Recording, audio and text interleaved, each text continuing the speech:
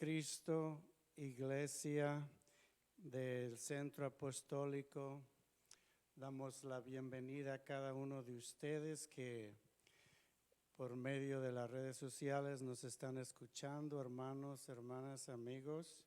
Damos la bienvenida en esta tarde, el estudio que nos ocupa, sacrificio viviente. Él debe aumentar, pero yo debo disminuir. Es el título de nuestro estudio. Él debe aumentar, pero yo debo disminuir. Y vamos a mirar en las Escrituras en el Evangelio de San Juan, capítulo 3, versículo 30. Vamos a primeramente elevar a Dios una oración, dar gracias por su palabra. Padre, te damos gracias, Señor, por tu palabra que en este día, Señor, estaremos hablando, Señor. Te pedimos que tú, Padre Santo, hables por medio de tu siervo Jesús. Usa tu vaso, Señor, en el nombre de Jesús te lo pido. Que tu palabra llegue a cada corazón, en tu glorioso nombre, Padre. Amén. La Escritura dice de esta manera: es necesario que Él crezca, pero que yo mengüe. Aquí, hermanos, vamos a mirar en esta lección la importancia de entender que el Señor debe de aumentar y nosotros debemos de menguar. Juan el Bautista, que se refiere a este estudio, Juan el Bautista, él entendió perfectamente su ministerio. Él entendió el mensaje que él había recibido de preparar el camino del Señor. Dice, algunos de los seguidores de Juan el Bautista escucharon la noticia de que más gente iba a Jesús para ser bautizada. Allí en el capítulo 3 del versículo 26, entonces encontraron a Juan y le dijeron: Rabí, que quiere decir maestro, el que estaba contigo más allá del Jordán, de quien tú diste testimonio, bautiza y todos vienen a él. Es decir, los seguidores de Juan el Bautista aquí se preocuparon. Como humanos, ellos sintieron, yo creo, celos de que ahora el Señor bautizaba o iban más a él que los que venían a Juan. Y se empezaron a preocupar por ello los seguidores de Juan cuando se dieron cuenta. A Juan le dio gusto escuchar estas noticias. Sabía que esto era precisamente lo que se suponía que iba a suceder. Juan entendió, es decir, él entendió su mensaje, él entendió su ministerio, a lo que Dios lo había llamado, y entendió claramente. Pero sus seguidores aún todavía no lo entendían. Dice en el capítulo 1, versículos 7 y 8 de Juan: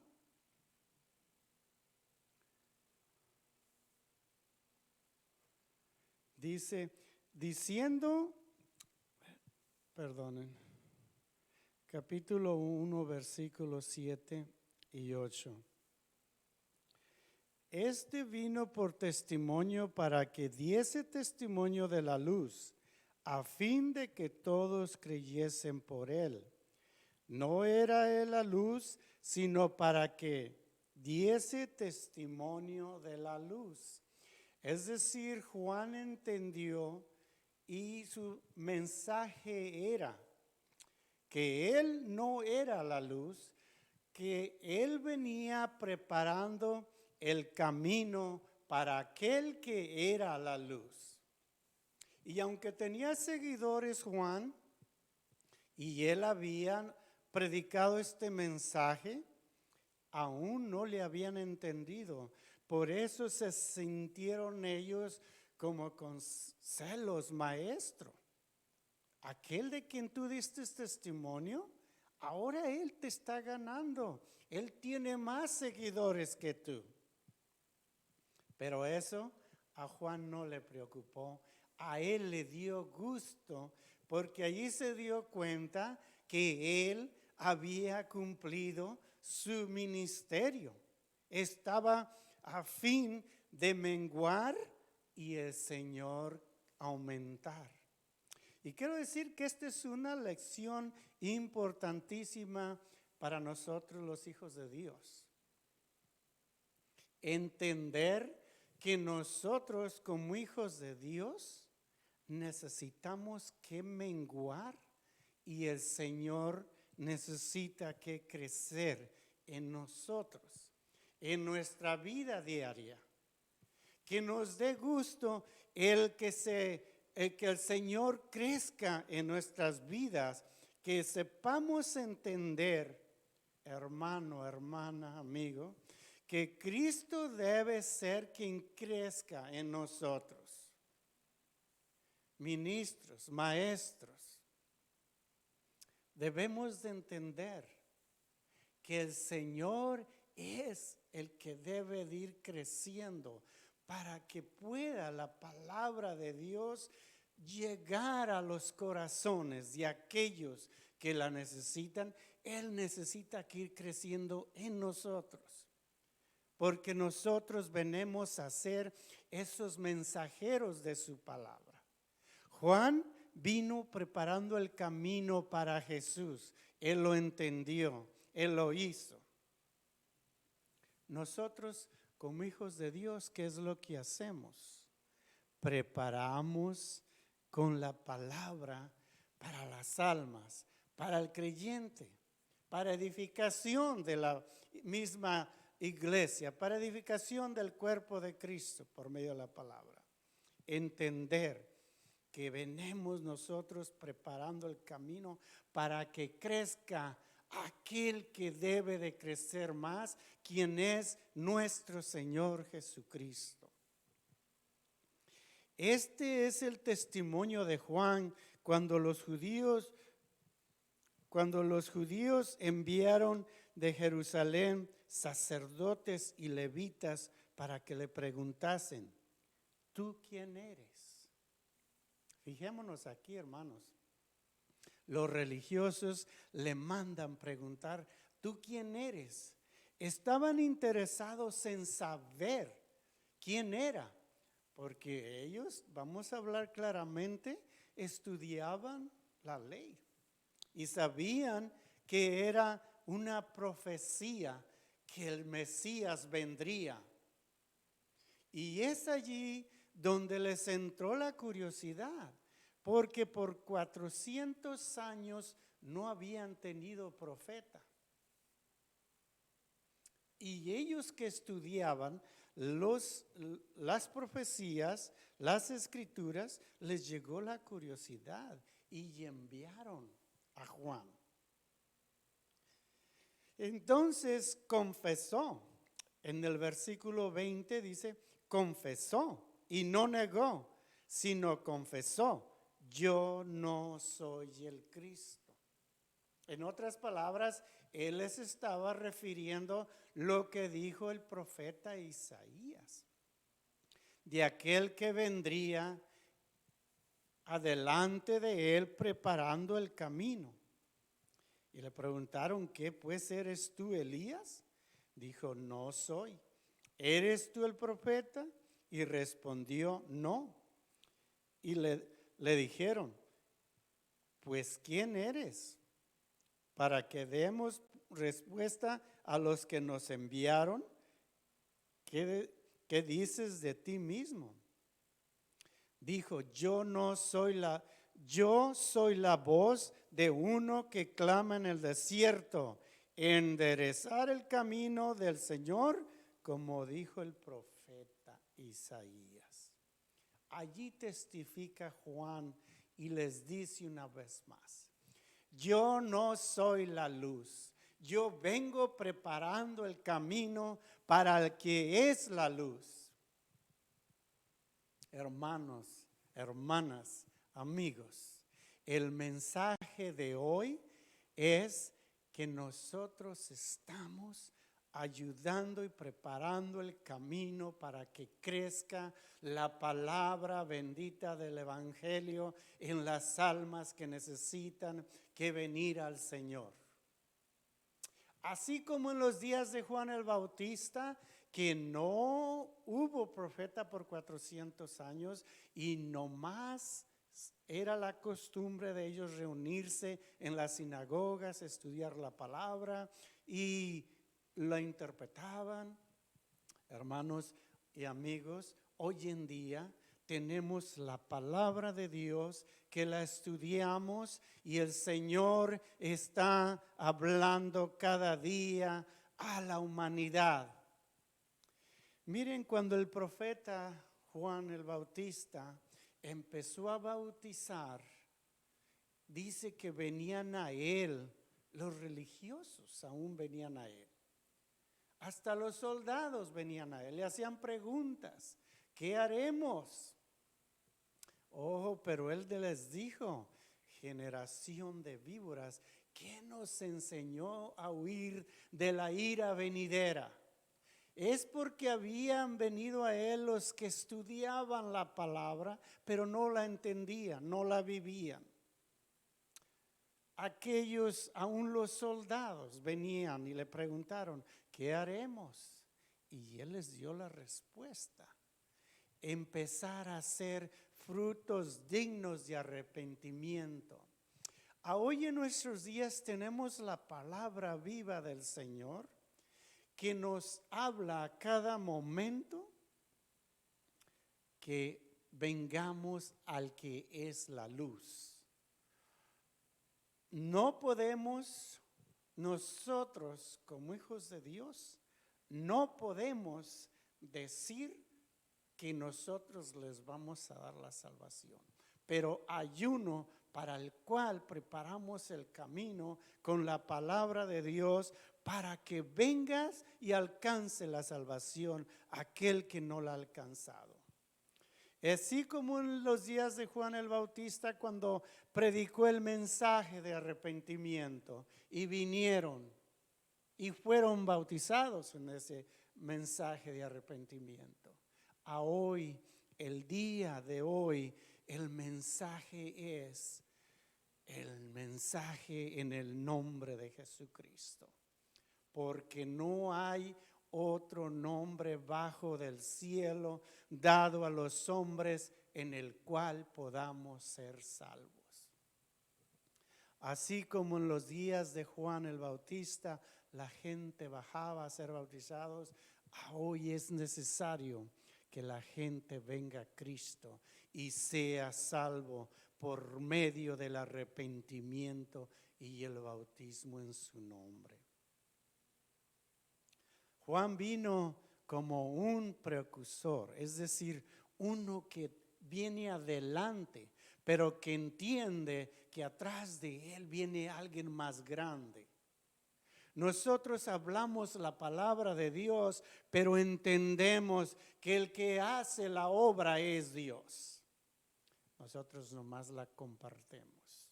Nosotros nada más la compartimos para que todo aquel que en él cree no se pierda, mas tenga la vida eterna, como dice la Escritura. Como precursor, Juan obviamente sabía que Jesús era mayor que él y que solo preparaba el camino para Jesús, y Jesús tenía el lugar de la preeminencia, es decir, la prioridad.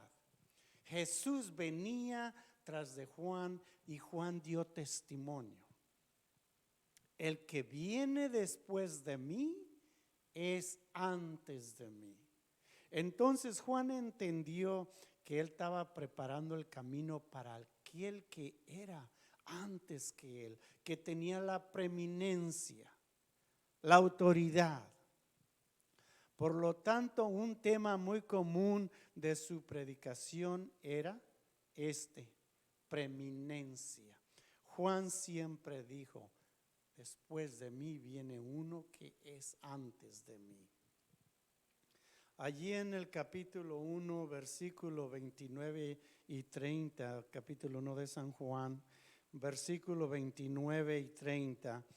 El siguiente día vio Juan a Jesús que venía a él y dijo: He aquí el Cordero de Dios que quita el pecado del mundo. Este es aquel de quien yo dije: después de mí viene un varón, el cual es antes de mí, porque era primero que yo. Ahí confirma Juan su mensaje, que le daba la preeminencia a Jesús, que entendía que él solamente era un vaso, un siervo de Dios, preparando ese camino, buscando un testigo del cumplimiento de la profecía que aún Dios había hablado por su profeta. Bueno, algunos de los discípulos aparentemente no habían entendido el mensaje. A pesar de que habían oído el mensaje antes, cuando se hizo evidente que el ministerio de Juan estaba siendo eclipsado, todavía estaban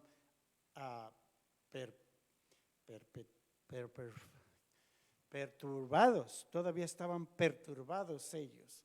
Después de la voz profética, Israel se había renovado después de 400 años de silencio, pero cuando expresaron su preocupación por la noticia que había recibido Juan, no estaban perturbados. Y al continuar respondió: por tanto se cumple el gozo mío. Juan les dice: aquí se cumple el gozo mío. Esto es precisamente lo que yo he dicho, lo que he venido diciendo, que atrás de mí viene el que es mayor que yo. Por tanto se cumple este gozo mío. Él debe aumentar, pero yo debo disminuir. Es decir, él debe crecer mientras que yo debo menguar. Capítulo 3, versículo 29 y 30, que ya leímos ahí, dice: el que tiene la esposa es el esposo, mas el amigo del esposo que está a su lado y le oye, se goza grandemente de la voz del esposo. Así pues, mi gozo está cumplido. Es necesario que él crezca, pero que yo mengüe. Hace una comparación allí Juan del esposo con la esposa. El amigo solamente se goza de oír la voz del esposo, pero el amigo entiende que el esposo es mayor. Juan aquí estaba aplicando eso, diciéndoles: se cumplió mi gozo. El esposo es el que está aumentando, está creciendo. Yo debo disminuir, pero el esposo debe crecer. Hablando en la apariencia, hablando la comparación, hablando de Jesús. Que Juan entendió que su ministerio iba a apagarse para que se viniese la atención al ministerio de Jesucristo, porque él iba a crecer, Juan iba a menguar, mientras que Cristo iba creciendo. Aleluya. Juan se mostró satisfecho a someterse a la voluntad de Dios en su vida. Lo que sus discípulos pensaban que iba a ser su preocupación, no era su preocupación, era solo hacer precisamente lo que Dios lo había llamado a hacer. Él entendió que allí él cumplió con su ministerio. Cuando ellos le dijeron lo que estaba aconteciendo, él dijo: es necesario que yo me apague, pero que el Señor crezca. Y queremos ver aquí unas preguntas. A veces te cuesta mantener las expectaciones de los demás de ser más importante para ellos que para el Señor. Es una buena pregunta allí. Y es aquí, hermano, hermana, maestro, maestra, ministro. Entendemos que lo que hacemos, lo que enseñamos, todo debe de ser para la honra y gloria de nuestro Señor Jesucristo. No para quedar bien con alguien, no para ver que se diga que yo enseño mejor, que yo predico mejor, no. Es todo para el crecimiento de la obra de Cristo, para honra y gloria de su nombre.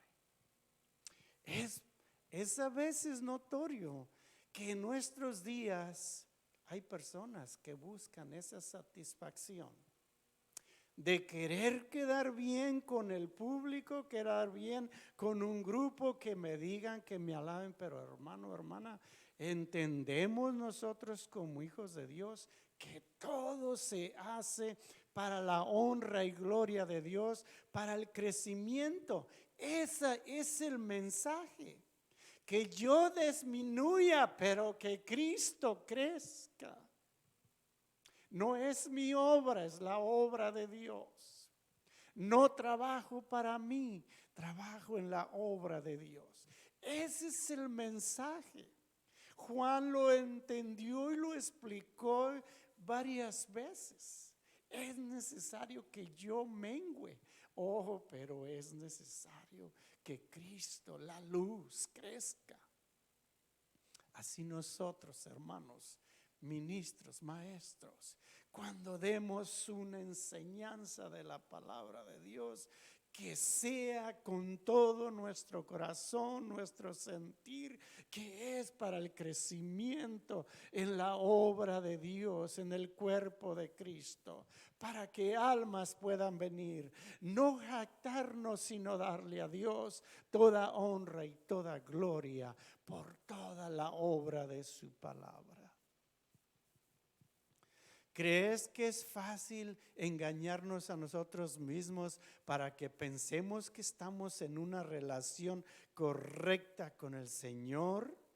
Incluso si hay muchas áreas en las que no estamos haciendo lo que Él dice. Otra pregunta. Hermanos, la palabra misma del Señor dice: no os engañéis. No nos podemos engañar. Hermanos, nuestra vida va a tener que dar testimonio de lo que hablamos, de lo que creemos, de lo que enseñamos, pero principalmente lo que vivimos. Y eso nos oye muy a menudo decirlo, porque lo creemos de todo corazón. Que tenemos que ser hacedores de la palabra de Cristo. ¿Crees que es fácil engañarse? No es fácil. No es fácil. El Señor sabe todas las cosas y Él dijo: el que no me ama no guarda mis palabras. San Juan 14, 24, eso dijo Jesús. El que no me ama no guarda mis palabras. Entonces esa es la importancia. La obediencia constante revela revela la presencia de amor. Solo el corazón que obedece realmente ama. Solo el corazón que ama seguirá obedeciendo. Entonces, si le amamos al Señor, Él nos dice por su palabra, es necesario obedecerle. ¿Significa esto que si pecamos no obedecemos al Señor? ¿No amamos al Señor en absoluto? Desde que se humilló y dio todo por nosotros, ¿cómo podemos no dar todo por Él? En respuesta a su amor, nos inclinamos diariamente de rodillas ante Él, confesándolo como nuestro Señor y tratando de vivir esa confesión. Aquí, hermano, aclara el punto de lo que vamos a hacer. Vivir lo que hablamos, lo que enseñamos, porque ello es lo que va a dar testimonio si amamos al Señor. ¿Cómo podemos no dar todo por Él después de que Él lo dio todo por nosotros? ¿Por qué sería importante para nosotros recordar que Jesucristo primero se humilló antes de pedir ser exaltado en nuestras vidas? Esa es una pregunta tremenda. ¿Por qué? ¿Por qué sería importante para nosotros recordar? Porque nosotros sabemos que Jesús vino a darnos un ejemplo vivo, nos dio el ejemplo vivo con su vida. Él se humilló. Él no tuvo por alto ser el Dios de la gloria, sino que Él se humilló y nos dio un ejemplo vivo para nuestra vida. Aleluya. A Dios probablemente no le importa qué tamaño de casa yo tengo. A Dios no le importa qué automóvil yo manejo.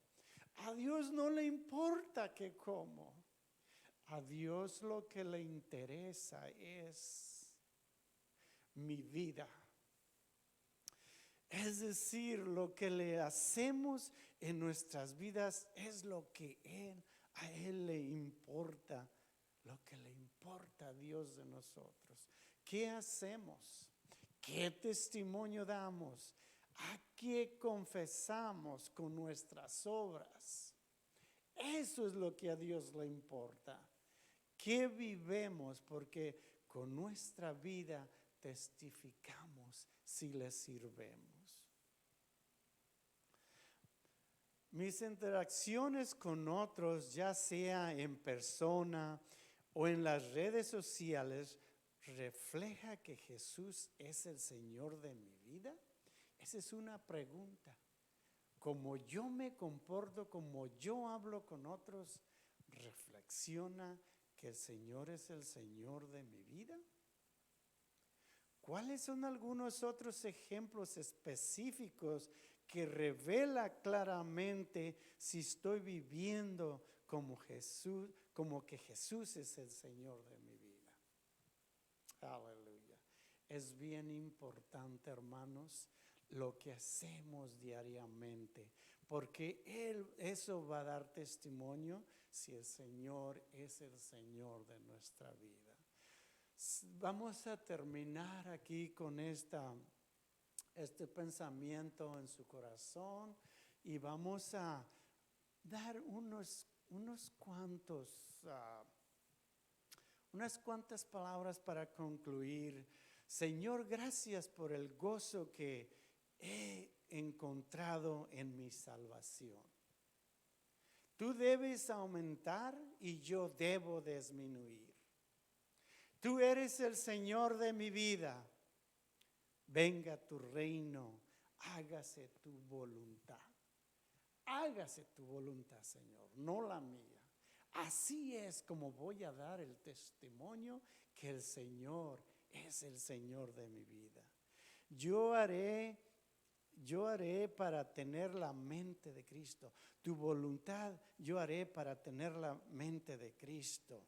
Quiero amarte más que nada en este mundo. Es decir, que no dejemos nada que de este mundo tome la prioridad en nuestras vidas. Hermanos y amigos, con este pensamiento nos vamos a concluir de este estudio. Pongamos la palabra de Dios por obra en nuestra vida diaria. Que mi gran Dios los bendiga, los cuide, los proteja y hasta la próxima. Que mi Dios los guarde. Dios les bendiga.